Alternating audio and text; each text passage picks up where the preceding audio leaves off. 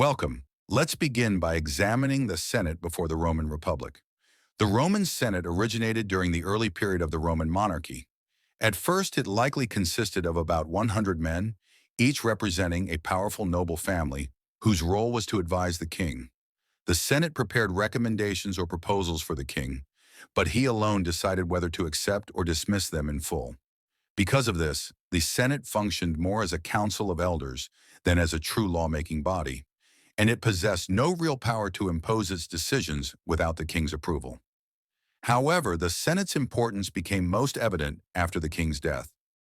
When this occurred, the Senate would immediately assemble to take action, convening for the purpose of selecting one of its own members to serve as Interrex. The office of Interrex was a unique one. Although he possessed the same powers and authority as a king, his term in office lasted only 5 days. At the end of this very brief period, he would, with the Senate's consent, appoint another Interrex to succeed him. While the Interrex enjoyed all the privileges and duties of a reigning king, he was also responsible for identifying a candidate for the position of permanent monarch. Once a suitable nominee was found, the Interrex would present him to the Senate, where the candidate would be examined, debated, and ultimately either approved or rejected. If an Interrex moved swiftly, he had a rare opportunity to select the next king himself. However, if he failed to act within his 5-day term, he would be replaced by another senator and permanently lose that opportunity. This created a strong incentive for each Interrex to move quickly in pushing his preferred candidate through the Senate's approval process.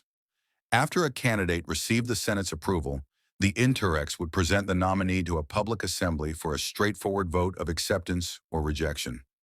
If the assembly agreed, the nominee would then consult religious officials who sought to determine the will of the gods through omens. This step was likely little more than a formality, as both the Senate and the people had already approved the choice.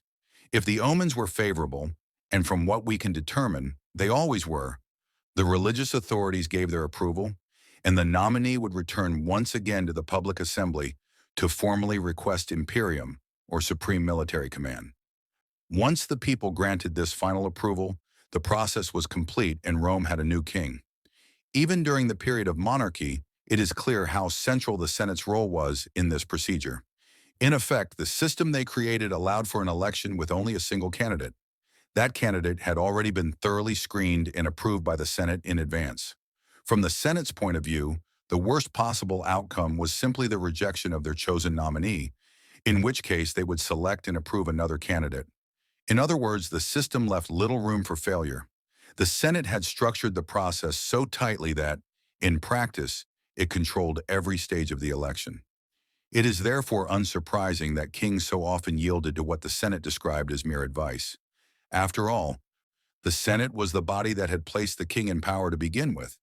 Even at this early stage, it is evident that the Senate was the true force operating behind the throne.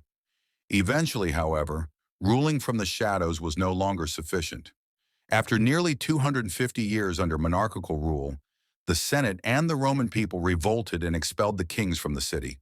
The Senate then established itself as the central political authority in Rome, a position it would hold for an extraordinary 500 years. We'll explore that next time. Thanks for watching.